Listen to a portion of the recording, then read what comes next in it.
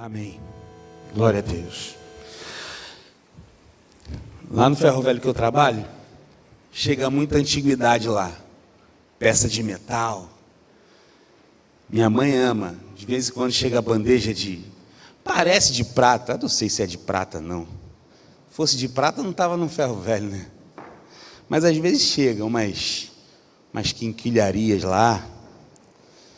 E tem um senhor que é cliente nosso, que ele é colecionador de moedas. Era, né? Eu acho que ele não deve mais estar vivo, ele era bem velhinho. Colecionador de moedas. Então ele chegava lá no ferro velho, ele olhava para a área dos metais ali, com um olhar de raio-x, à procura de moedas antigas. Colecionador de moedas. E ele fala, e ele sempre ia à procura de um tal de um patacão. Tem um patacão aí? Eu não fazia ideia do que era patacão. Cara, eu não sei, vê aí, dá uma olhada, procura.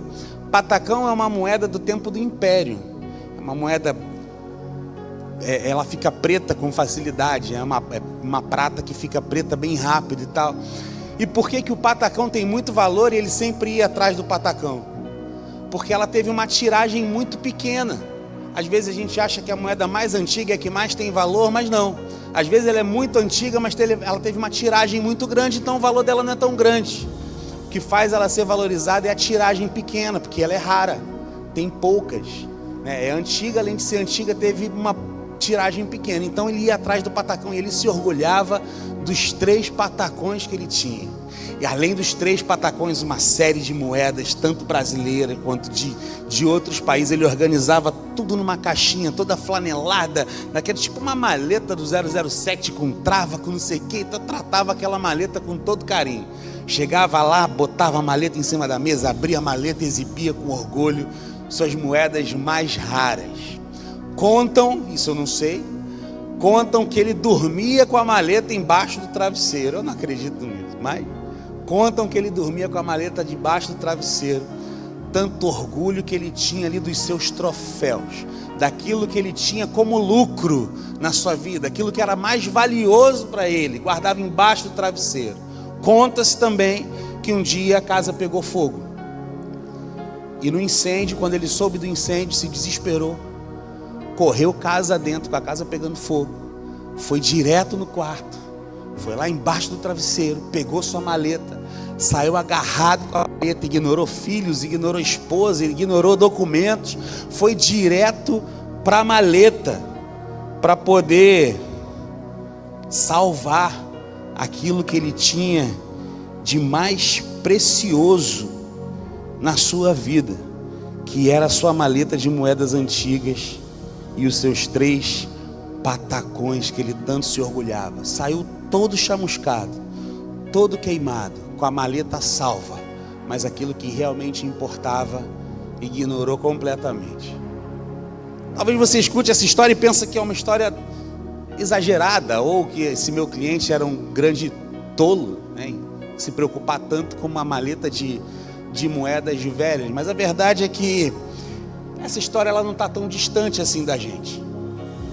Me parece que todos nós temos uma maleta dessas, que a gente valoriza muito e se agarra a ela com todas as nossas forças. Às vezes a maleta que a gente se apega são coisas que nós protegemos, coisas que nós queremos guardar. Às vezes a maleta que a gente se apega é o filho, é a família. O meu filho às vezes é o meu Deus, a maternidade é a minha religião, ou a paternidade. Tem coisas que a gente se apega e defende e abraça. Às vezes são conquistas, às vezes a nossa maleta é a reputação que você guarda ali, ilibada. Ou então a sua maleta de repente é o controle, a segurança, até coisas espirituais. Pode ser a sua maleta. Nós chamamos de lucro aquilo que nos traz identidade, sensação de valor, sensação de estar no controle. O problema é que quando o fogo da vida chega, essas coisas não salvam. Às vezes até pesam e afundam a gente junto com elas. É sobre isso que Paulo fala no texto de Filipenses capítulo 3, do 1 ao 11. Filipenses 3, do 1 ao 11. Filipenses capítulo 3, do versículo 1 ao versículo 11, diz assim a palavra do Senhor: finalmente, meus irmãos, alegrem-se no Senhor. Escrever a vocês as mesmas coisas não é um problema para mim, e é uma segurança para vocês. Cuidado com os cães, cuidado com esses que praticam o mal, cuidado com a falsa circuncisão, pois nós é que somos a circuncisão. Nós, os que servimos a Deus em espírito, nos gloriamos em Cristo Jesus e não confiamos na carne, embora eu mesmo tenha razões para ter tal confiança. Se alguém pensa em ter razões para confiar na carne, eu ainda mais. Circuncidado no 8º dia de vida, pertencente ao povo de Israel, à tribo de Benjamim, hebreu de hebreus, quanto à lei, fariseu, quanto ao zelo, perseguidor da igreja, quanto à justiça que há na lei, irrepreensível. Contudo, o que para mim era lucro, passei a considerar como perda por causa de Cristo. Mais do que isso, considero tudo como perda, comparado com a suprema grandeza do conhecimento de Cristo Jesus, o meu Senhor, por quem perdi todas as coisas. Eu as considero como esterco para poder ganhar Cristo e ser encontrado nele, não tendo a minha própria justiça que procede da lei, mas a que vem por meio da fé em Cristo. A justiça que procede de Deus e se baseia na fé. Quero conhecer Cristo, o poder da sua ressurreição e a participação nos seus sofrimentos, tornando-me como ele na sua morte, para de alguma forma alcançar a ressurreição dentre os mortos. Feche seus olhos, vamos orar. Obrigado, Deus, pela tua palavra, viva, eficaz, inerrante, infalível, penetrante, que divide alma e espírito juntas e medulas. Ela que é apta para ensinar, redarguir, instruir em justiça. Obrigado pela tua palavra, Deus. Obrigado pela tua palavra lida. Fala aos nossos corações essa noite, poderosamente, em nome de Jesus. Apesar deste pregador, Deus, fala aos corações daqueles que estão aqui. Fala ao coração da tua igreja, Pai, em nome de Jesus. Amém. Paulo escreve aos Filipenses preso. Ele estava numa prisão quando escreveu a carta à igreja em Filipos, sem controle da própria agenda, sem saber se ele sairia vivo daquela situação que ele se encontrava. Ele poderia ser morto a qualquer momento, mas mesmo assim, Filipenses é uma das cartas com mais referências que se fala de alegria no texto bíblico. Filipenses fala de alegria o tempo todo. A alegria não porque tudo ia bem, porque não ia bem, mas porque Paulo tinha aprendido a perder, e ao perder, descobriu que realmente era lucro. A igreja de Filipos conhecia bem essa lógica. Uma igreja que foi perseguida, que nasceu em meio à oposição, ao sacrifício, mas apesar disso, uma igreja generosa, fiel, que caminhava com Paulo, mesmo quando isso custava caro. Ela não era uma igreja rica em recursos, mas era rica em compromisso, e nesse sentido a igreja de Filipos parece muito com a Atitude Ramos.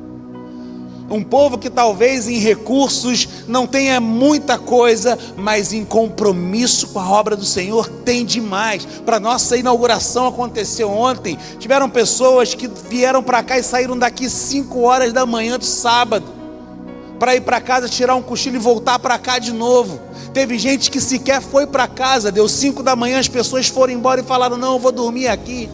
Não adianta eu ir para casa agora, daqui a pouco eu quero estar de volta. É bom que eu já vou estar aqui cedo, antes dos pedreiros chegarem, eu já pinto o chão vai estar seco e eles vão poder transitar por aqui. Um povo apaixonado pela obra do Senhor. Às vezes o que falta de recurso sobra em disposição e vontade de fazer a obra do Senhor acontecer nesse lugar, e eu glorifico a Deus por essa igreja e por Deus me dar o privilégio de pastorear essa igreja. Vocês me enchem de orgulho. Vocês me enchem de orgulho. Glória a Deus pela vida de vocês. Sabe, a gente que me liga e fala: pastor, eu queria estar aí, mas eu não aguento de dor na coluna. Pastor, eu queria estar aí, mas eu já infartei, então não posso fazer muito esforço. Pastor, eu queria fazer, eu não posso, mas eu queria fazer. Gente que não pode fazer, mas vem e traz um cafezinho. traz um bolinho e fala: olha, não posso fazer muita coisa não, mas quem está fazendo aí, ó, tem uma aguinha gelada para vocês. Isso é servir com compromisso. A igreja de Filipos era assim. É para esse povo. É por isso que Paulo fala de alegria o tempo todo. Eu entendo Paulo, porque eu pastorei vocês. Então eu entendo Paulo quando ele fala de alegria para os filipenses. Sabe, essa igreja que Paulo faz declarações desconcertantes do evangelho. Ele olha para a própria história, ele olha para o seu próprio currículo, ele olha para tudo aquilo que ele construiu na sua vida, para tudo aquilo que ele estudou, tudo aquilo que ele pôde almejar e tocar com as próprias mãos. Ele olha para aquilo e fala: isso para mim era lucro, mas agora eu considero como perda por causa de Cristo. Paulo não está falando de pecados escandalosos, entenda. Paulo não está falando que ele tem que jogar fora algo ruim na sua vida, ele está falando de coisas boas. Ele está falando de virtudes, ele está falando de títulos respeitáveis, de desempenho religioso. Ele está dizendo que até coisas boas podem se tornar obstáculos quando ocupam o lugar de Cristo na sua vida. É isso que Paulo está dizendo. O evangelho, ele tem essa ousadia. O evangelho não negocia o centro, ele não negocia concorrência, ele não divide o trono. E isso conversa profundamente com o momento que a gente está vivendo. Ontem foi dia de festa, ontem foi dia de inauguração, ontem foi dia de agradecer a Deus pelo que Ele nos permitiu construir, mas a obra ela continua. Ainda há paredes a serem retocadas, ainda tem vaso vazando lá no banheiro, ainda tem muita coisa para ser feita, ar que não está funcionando. Inclusive eu queria te informar que para ir para o banheiro ali, a gente fechou ali, porque dos 6 ar-condicionados só está funcionando 4.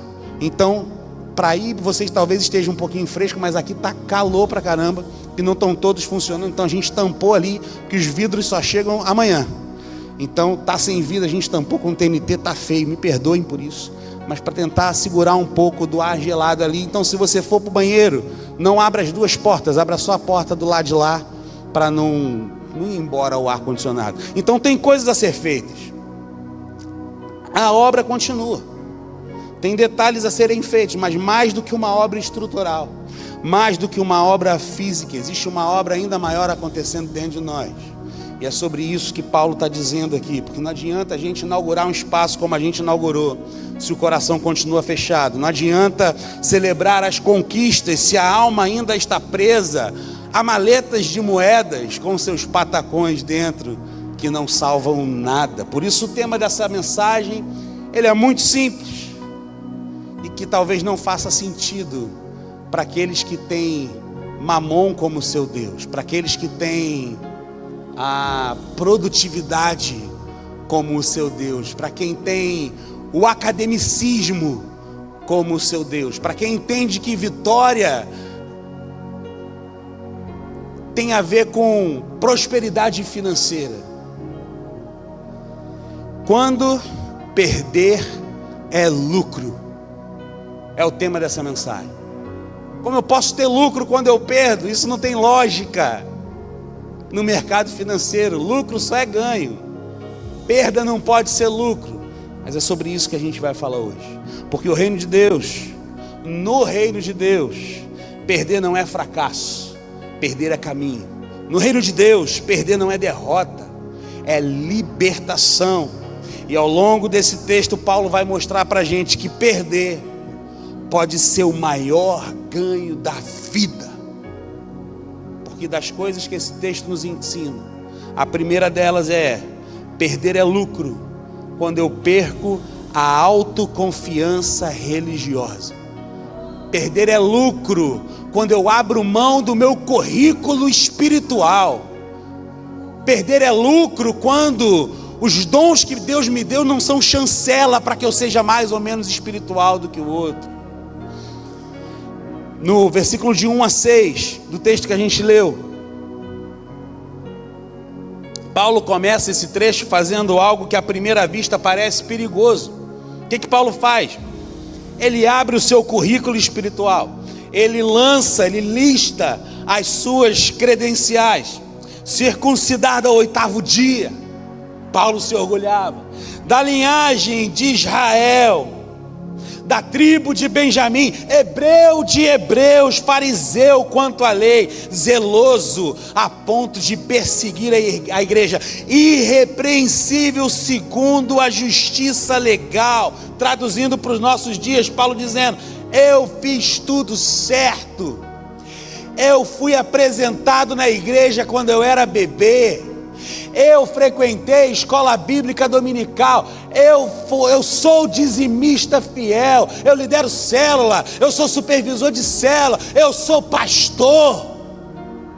Paulo abria a boca para dizer, se fosse nos dias de hoje: eu aprendi do jeito certo, eu cresci no ambiente certo, eu pratiquei tudo do jeito certo. Se alguém podia bater no peito e dizer, eu mereço, esse alguém era Paulo.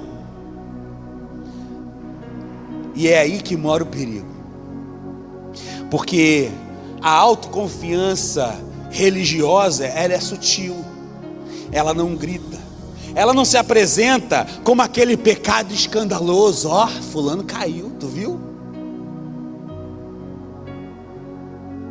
Fala até rindo às vezes. A autoconfiança religiosa, ela se disfarça de virtude, ela se veste de disciplina, ela se veste de zelo, de conhecimento bíblico, de frequência nos cultos, de serviço constante. Ela não diz, eu não preciso de Deus. Ela diz algo muito mais perigoso. Ela diz, Deus deve estar muito satisfeito comigo. Olha como eu sou bom. É isso que a autoconfiança religiosa faz. E Paulo entendeu que precisava perder isso tudo. Ele precisou perder a sensação de que ele está no controle espiritual de todas as coisas. Ele precisou perder a segurança de achar que a sua história, que a sua formação, que o seu desempenho o colocava alguns degraus acima dos outros. Ele precisou perder a confiança em si mesmo para finalmente aprender a confiar em Cristo. É importante notar que Paulo não diz que essas coisas eram falsas, ele diz que eram insuficientes. O problema não era o currículo, o problema era o lugar que esse currículo ocupava. Aquilo que deveria apontar para Deus tinha se tornado substituto de Deus. Aquilo que deveria conduzir à graça tinha se transformado num pedestal onde ele ficava acima de tudo e de todos. A religião, ela tem esse poder. Ela pode nos ensinar a falar de Deus sem depender de Deus. É possível. Eu já vi gente subir num púlpito para pregar, mas que em discipulado confessa que ficou 1, 2, 3, 4, 6 meses sem orar e ler a Bíblia. É possível usar todas essas técnicas aqui e não ter o Espírito Santo de Deus para vir aqui e falar bonito. É possível que eu faça isso. É muito possível. Existe técnica para pregar. A gente aprende isso. É muito possível ter esse currículo todo e não ter Cristo. Essa foi a sacada de Paulo quando ele escreve aos Filipenses. É muito fácil a gente aprender regras e obedecer regras, mas deixar que o nosso coração continue no centro e Cristo não seja o centro. E o Evangelho, ele entra como um terremoto silencioso. Ele não destrói tudo, mas ele muda tudo de lugar. Ele tira o eu do trono, ele desmonta a lógica da comparação, ele quebra a ilusão da autossuficiência. Perder é lucro quando eu perco a autoconfiança religiosa, porque enquanto eu confio em mim, eu não descanso em Cristo. Enquanto eu confio naquilo que eu faço, eu não descanso no que Ele fez por mim. Enquanto eu confio no meu próprio desempenho, a cruz, ela vira apenas um complemento e não uma necessidade. verdade. Paulo nos ensina que não são apenas os pecados que precisam morrer. Às vezes o que mais precisa morrer são as virtudes das quais nós nos orgulhamos, aquilo que nós usamos para medir os outros e colocar uma régua no outro, aquilo que nós usamos para nos sentir seguros diante de Deus, aquilo que nós usamos como argumento interno para justificar a fé. É como tentar atravessar um rio com uma mochila cheia de pedra nas costas. Vai afundar. Não importa a beleza das pedras que está dentro da sua mochila, na hora de atravessar um rio, ela só vai fazer te afundar. Alguma pedra dentro da sua mochila pode ter um valor sentimental, mas dentro da água, elas não ajudam, só vão te puxar para baixo. Assim é a autoconfiança religiosa. Ela pesa, ela cansa, ela afunda, porque é possível estar dentro da igreja, servindo, celebrando inaugurações, trabalhando na obra, e ainda assim confiar mais no que fazemos do que naquele por quem nós fazemos. É possível embelezar paredes, colocar forros acústicos, é possível fazer tudo isso e ainda não ter permitido que Deus derrube algumas construções internas, alguns altares internos dentro de nós.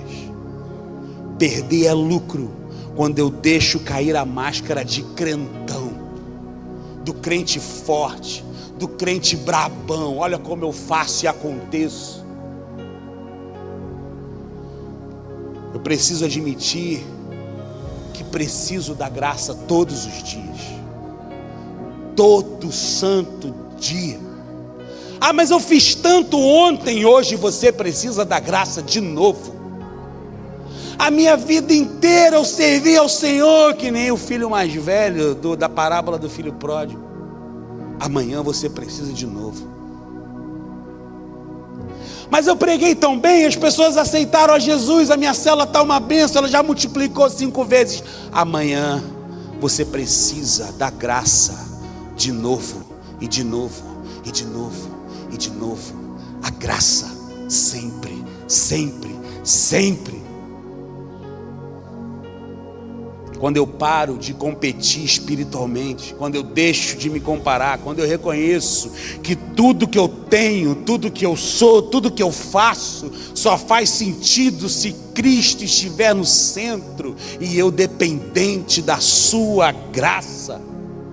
Pode ser que hoje o Espírito Santo esteja tocando exatamente nesse ponto, não em pecados óbvios, mas em orgulhos silenciosos, em inseguranças internas, em autoconfianças bem disfarçadas de fidelidade. E a pergunta que fica ecoando aqui para a gente hoje, sem acusação, mas com verdade, ela é simples e profunda: em que área da minha vida espiritual eu ainda confio mais em mim do que em Cristo? Perder é lucro quando eu perco a autoconfiança religiosa, porque só quando eu desce do trono é que Cristo pode ocupar o lugar que sempre foi dele, que é o meu coração. Em segundo lugar, esse texto nos ensina que perder é lucro quando eu perco meus méritos para ganhar a justiça de Cristo. Perder é lucro quando eu perco meus méritos para ganhar a justiça de Cristo. Nos versículos 7 e 9, depois de abrir o seu currículo, de expor a sua autoconfiança religiosa, Paulo dá um passo ainda mais profundo. Ele não apenas relativiza as suas conquistas, ele as reclassifica. Ele muda de categoria tudo aquilo que ele se orgulhava de ser. O que antes era lucro, agora se torna perda. O que antes era ativo, agora é prejuízo. O que antes sustentava sua identidade, agora é completamente descartado. E Paulo não usa uma linguagem suave, ele não tenta dourar a pílula. Ele diz que considera tudo como perda por causa da sublimidade do conhecimento de Cristo Jesus, seu Senhor. E ele vai além, ele chama seus antigos ganhos de lixo. A palavra que ele usa é forte, no grego é quase uma palavra ofensiva, escúbalon, que no texto que a gente leu está traduzido como esterco. Esterco. Todos esses diplomas que estão pendurados na parede, bacharel em teologia, mestrado, medicina, bacharel em direito, licenciatura nisso, naquilo outro, todas essas conquistas, conta bancária nas alturas, empresa, faculdade, tudo isso, Paulo fala, tudo isso aqui, tudo isso, que eu passei a vida inteira para conquistar, todos esses quadros, tudo isso é esterco, perto de conhecer a Cristo e ser achado nele. Tudo isso é lixo. Ele chama de escúbalo, algo impuro, repugnante, algo que se joga fora. Paulo está dizendo, diante de Cristo, até aquilo que parecia mais nobre se torna inútil se for usado como moeda espiritual. Porque uma coisa é abandonar o orgulho religioso, outra coisa é abandonar a tentativa de merecer alguma coisa. A lógica do mérito, ela é profundamente humana. Profundamente humana, a gente aprende isso desde cedo. Quem faz mais ganha mais, quem se esforça mais merece mais, quem entrega mais recebe mais. Só que o evangelho, ele não funciona desse jeito. Paulo, ele entende que diante de Deus não existe saldo positivo na conta, não existe crédito acumulado no céu. Tinha um pregador que falava, Senhor, se tenho crédito contigo no céu. Irmão, teu crédito está negativo. Você não entendeu ainda isso? Tu tem crédito nenhum, cara.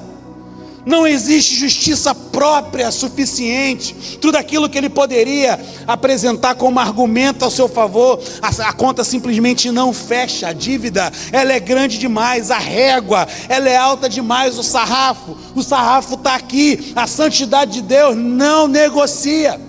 É por isso que Paulo declara algo libertador. Ele quer ser achado em Cristo, não tendo justiça própria que procede da lei, mas a justiça que vem de Deus mediante a fé. Em outras palavras, Paulo está dizendo, para de tentar construir uma ponte até Deus e aceita ser carregado pela graça. Perder é lucro quando eu perco os meus méritos, porque enquanto eu tento provar o meu valor, eu nunca descanso. Enquanto eu tento pagar a minha própria conta, eu vivo cansado espiritualmente. Enquanto eu tento sustentar uma imagem de bom cristão, a alma vive em tensão constante, com medo de falhar, com medo de escorregar, com medo de não ser bom o suficiente. É como alguém tentando pagar uma dívida milionária com suaves prestações de moedas de 1 centavo. A pessoa pode até ser sincera na sua tentativa de pagar, ela pode estar bem intencionada, ela pode gastar a vida inteira juntando moedas de 1 centavo, mas a conta não fecha. Não é falta de esforço, é falta de proporção. Méritos humanos nunca alcançam a justiça divina, nunca. Não dá para pagar o que Cristo fez por você. Eu vou gastar a minha vida diante do teu altar, ok, mas mesmo gastando a sua vida inteira, não tem como você pagar a dívida. Não tem como você pagar a dívida.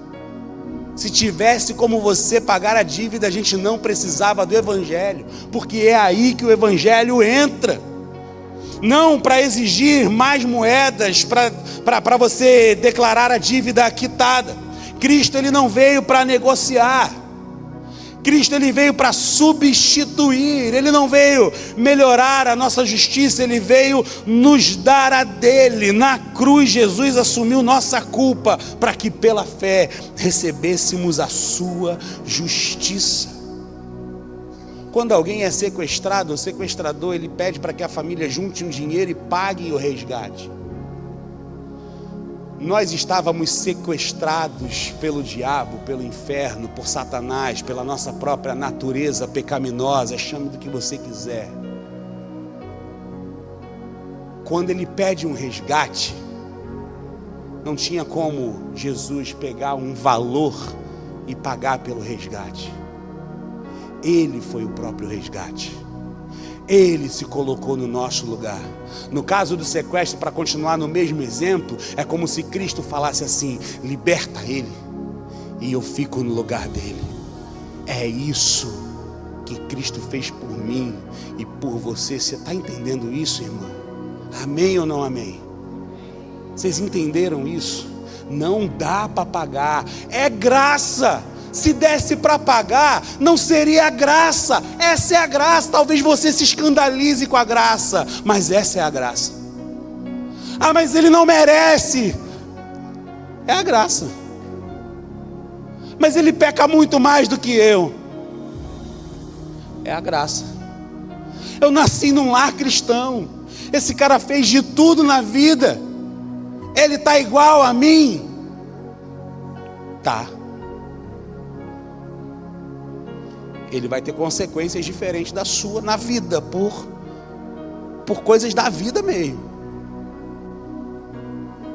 Um cara que foi viciado a vida inteira, ele vai pagar o preço de ter sido um viciado. O seu corpo vai sofrer, diferente de você. Um cara que abandonou a família, ele vai ser perdoado do mesmo jeito que você, mas ele vai sofrer. Ele não vai ver os filhos crescerem, ou vai ver de longe. Cada um paga o seu preço. Mas no tocante à salvação, todo mundo nivelado por baixo pelo sangue do Cordeiro, porque ele substituiu a cada um de nós. O Evangelho, ele entra aí, porque perder é lucro. Quando eu deixo de tentar impressionar a Deus e passo a confiar no Cristo que já fez tudo por mim. Quando eu paro de viver numa espiritualidade baseada em desempenho e começo a viver numa espiritualidade baseada na graça. Quando eu entendo que eu não obedeço para ser aceito. É ao contrário. Eu não obedeço para ser aceito. Eu obedeço porque eu já fui aceito por Ele. O Dietrich Bonhoeffer, teólogo que eu gosto muito e que me inspirou a colocar o nome do meu filho, ele fala que só o crente é obediente e só o obediente é o que crê. Um paradoxo doido que um não tem como estar longe do outro, um está sempre acompanhado do outro. E é bom entender isso, porque isso vira uma chave na mente.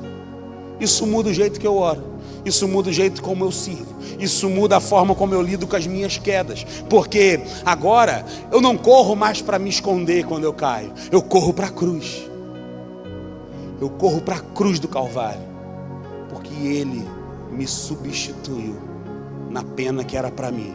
Eu não tento mais compensar os meus erros com boas obras. Tem gente que se enfia na igreja para fazer um monte de coisa para a igreja, para fazer um monte de atividade na igreja, porque não quer tratar o caráter. Porque afinal de contas, olha quanta coisa eu estou fazendo pelo Senhor. Olha quanta coisa boa eu estou fazendo. Olha só, as vidas estão sendo salvas. Pessoas estão sendo salvas através daquilo que eu tenho feito. Então Deus só pode estar comigo, eu não posso estar errado. Eu não preciso mudar nada não. Eu preciso corrigir caráter não. Deus está me usando. Sabe, eu sei que isso é um clichêzão evangélico, mas usar por usar, Deus usa até a mula, não é verdade? Olhe para o irmão do seu lado e diga: mula. Não, não fala não. Estou brincando. Ai, ai, ai. Quando essa chave muda, eu confesso, eu me rendo, eu descanso na graça. E isso fala muito com a nossa caminhada aqui como igreja. É possível servir muito, é possível trabalhar muito, é possível construir muito, é possível pintar muita parede e ainda assim a gente viver tentando provar algo, provar que somos bons, provar que somos o suficiente, provar que estamos fazendo tudo certo, provar que Deus deve estar satisfeito conosco. O Evangelho nos chama para algo mais leve e muito mais profundo. Perder é lucro quando eu deixo cair a lógica do mérito e abraço a lógica da graça. Quando eu entendo que o que sustenta a obra não é a minha performance, não é a nossa performance como igreja, mas a fidelidade de Deus. Quando eu reconheço que tudo que temos, que tudo que somos e tudo que construímos só permanece se estiver firmado em Cristo. Talvez hoje o Espírito esteja te tocando nesse ponto também. não em algo visível, naquela cobrança, mas naquela cobrança interna, naquele cansaço espiritual, naquela sensação de que nunca é suficiente. A palavra nos lembra que não precisa ser suficiente. Cristo é suficiente. Ele é suficiente. Aleluia. A gente não precisa de mais nada. Cristo é suficiente. E a segunda pergunta que fica para a gente hoje é: eu ainda estou tentando pagar a minha própria conta espiritual, ou eu já descansei na justiça perfeita de Cristo? Perder é lucro quando perco meus méritos para ganhar a justiça de Cristo, porque quando a graça assume o controle, a alma finalmente encontra descanso. Terceiro lugar, perder é lucro quando eu perco minha vida para alcançar a ressurreição. De versículos 10 ao 11. Quero conhecer Cristo, o poder da sua ressurreição e a participação nos seus sofrimentos, tornando-me como Ele na sua morte, para de alguma forma alcançar a ressurreição dentre os mortos. Vocês entenderam esses versículos? Vocês entenderam? Eu vou ler de novo. Quero conhecer Cristo, o poder da sua ressurreição e a participação nos seus sofrimentos. Você já teve coragem de orar assim? Senhor, eu quero sofrer como você sofreu. Você já teve coragem? Já teve? Senhor, eu quero ser injustiçado como o Senhor foi. Senhor, eu quero ser traído como o Senhor foi. Porque apesar de passar por isso tudo, eu tenho a certeza de que eu vou alcançar a ressurreição dentre os mortos.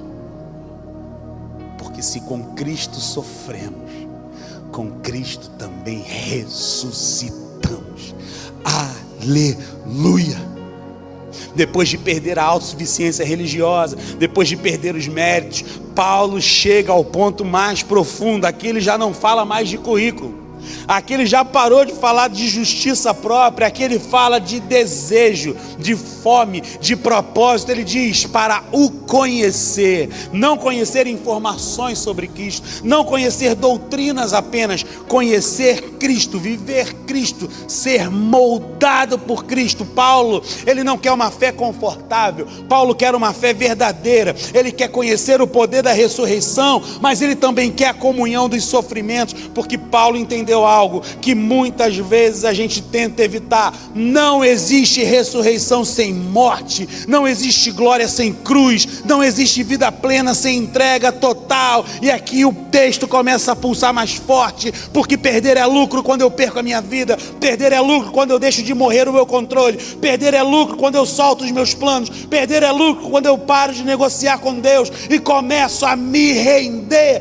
Paulo está dizendo que a vida cristã não é um ajuste fino, ele é uma troca radical. Não é Jesus entrando para melhorar a minha história. Jesus não é a cereja do bolo daquele doce que já é muito bom e só faltava a cereja. Você já deve ter ouvido isso: fulano é tão bonzinho, só precisa de Cristo. Não, tudo que ele precisa é de Cristo.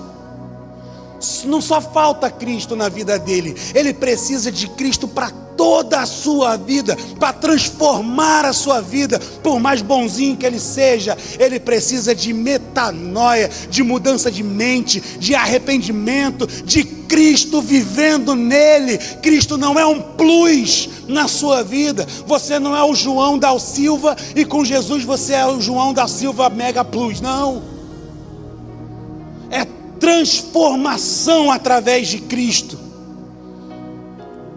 É Jesus assumindo o centro da história. Não é Cristo como complemento, é Cristo como tudo. Ele fala de ser conformado à morte de Cristo. Isso não é poesia leve, isso é linguagem da cruz. Isso é a morte do ego, isso é a morte do orgulho, é a morte da necessidade de controle, é a morte da versão de mim mesmo que insiste em sobreviver. E ainda assim, Paulo não fala com medo, ele fala com esperança, porque quem morre com Cristo vive com Cristo. Quem perde aqui ganha lá, quem solta agora recebe eternamente. Aleluia! Perder é lucro quando eu perco o medo de sofrer. Perder é lucro quando eu entendo que o sofrimento não é castigo, o sofrimento é caminho. Perder é lucro quando eu percebo que a dor não é o fim da história. Perder é lucro quando eu creio que a ressurreição é maior do que qualquer perda. Paulo olha para frente, ele não sabe se vai sair da prisão. Ele não faz ideia, ele não sabe se será solto, ele não sabe se será executado, mas de uma coisa ele sabe: o seu futuro está nas mãos de um Cristo ressurreto. O futuro dele não está nas mãos dos governantes de Roma que colocaram ele numa prisão. Ele sabe que o destino dele está no Senhor, o futuro dele está no Senhor, está nas mãos de Cristo. A ressurreição, ela não é uma possibilidade distante, ela é uma promessa viva, é a certeza que sustenta cada renúncia que fazemos, cada perda que entendemos que é refúgio e que deve ser descartado para termos o pleno conhecimento de Cristo. Porque todos nós estamos perdendo alguma coisa, de alguma forma. Alguns estão perdendo segurança, outros estão perdendo conforto, outros estão perdendo expectativas antigas, outros estão perdendo relacionamentos, outros estão perdendo dinheiro, outros estão sendo chamados a perder sonhos que já não cabem mais no propósito de Deus. E a pergunta não é se vamos perder, a pergunta é como nós vamos perder. Nós vamos perder reclamando ou confiando em Cristo?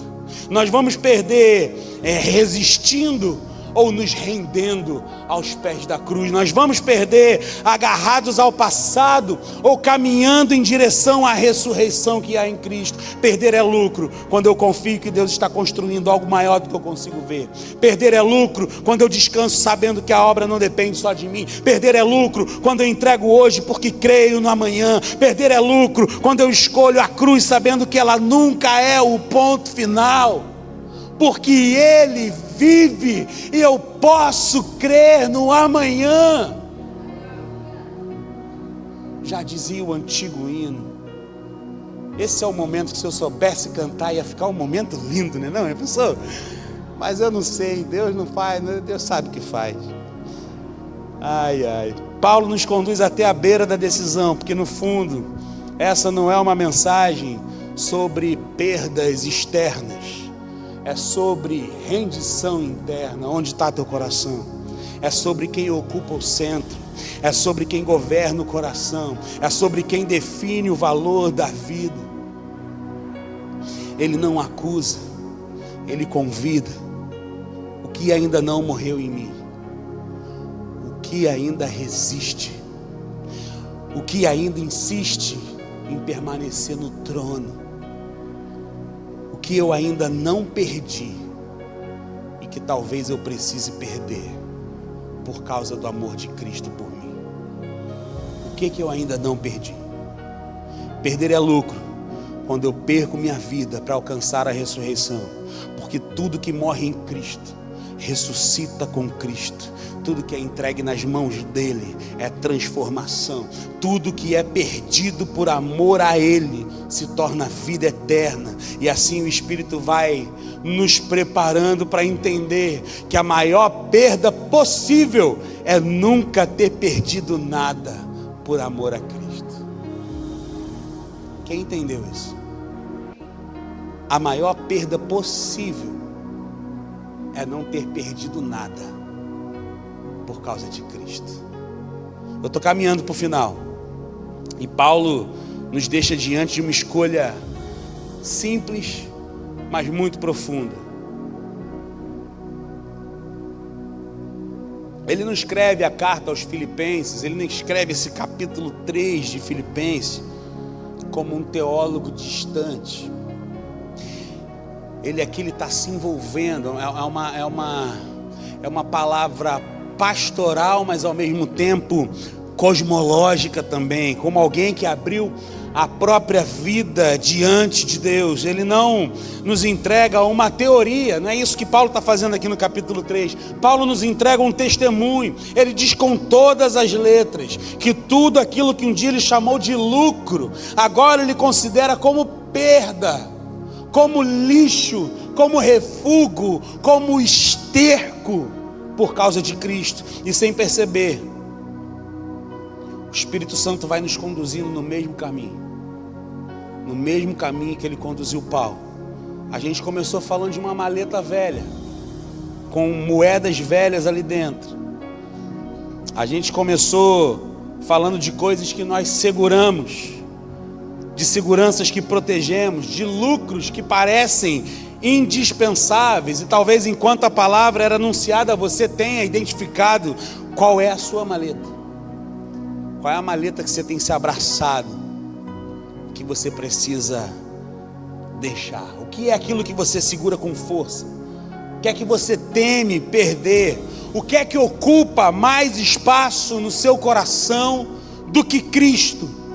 Perder é lucro quando eu perco a autoconfiança religiosa, quando eu deixo de confiar no que eu faço para confiar no que Ele fez. Perder é lucro quando eu perco os meus méritos para ganhar a justiça de Cristo, quando eu abandono a lógica da performance e descanso na graça. Perder é lucro quando eu perco minha vida para alcançar a ressurreição, quando eu entendo que morrer com Cristo é o caminho para viver com Ele. O Evangelho não nos chama para perder só para o perder, Ele nos chama para uma troca, trocar o peso pela leveza.